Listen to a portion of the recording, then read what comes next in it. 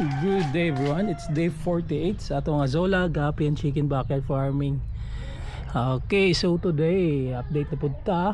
Kahapon gusto kayong ulan, so early kay ta karon kay mag church pa ta, magsimba pa ta. Then no, napuno, overflow. Musikit itong mga kondre Azola, mga gapis mga Azola and duckweeds. So let's proceed. Okay. So, dire puno gyapon siya.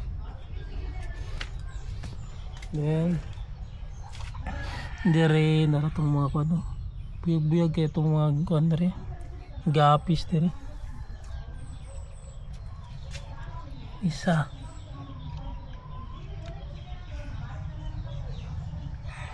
Na yung mga duckweed gid dire oh. Ano kanay bay?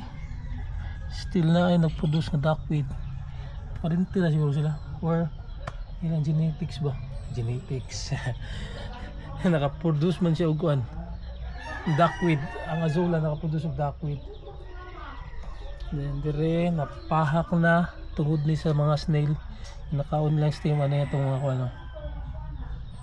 Ang mga aqua plants. Perweed. Tinawrat ng tubig. Kaya ito tubig ya.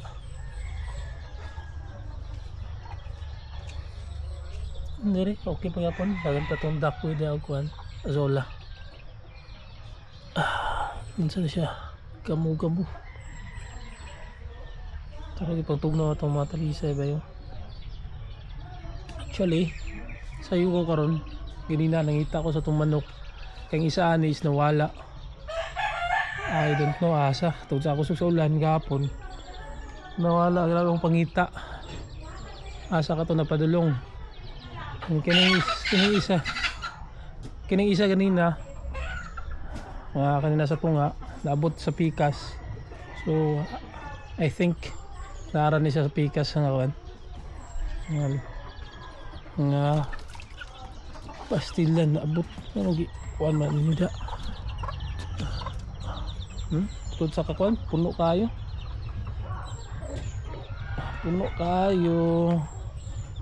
ang kuan ang ato ang tub puno kusog sa tubig, swish overflow gid siya bay.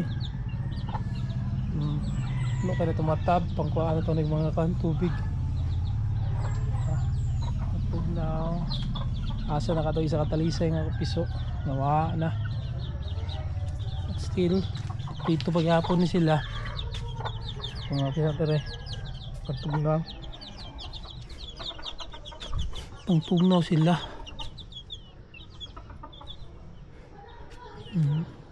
Wala yun ang isa kapiso bay. Yung isa palisay sayang. Tanatan ako doon sa pikas basta wala man. Ay nako. Dire itong mat perweed, duckweed. Still na kapag-hapon.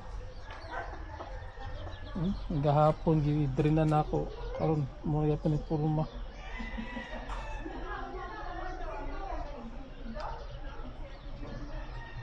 Tugin kay bay tubig. Sabi ko sa tubig gahapon gid. Bisag kami period.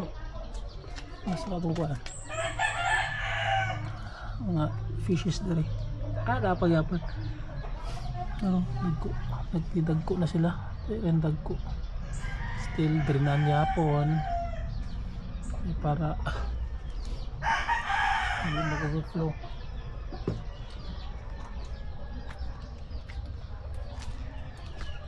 Buyog dari puno yapon yapon tubig.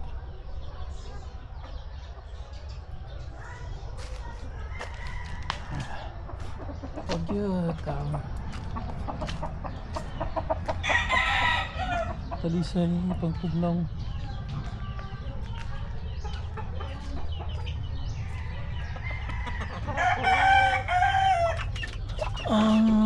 Dire na to. Still na pagyapon buyag. Katulog na isa ako nabalakan, nawala. Sayang. Sabi ko suga sa ulan.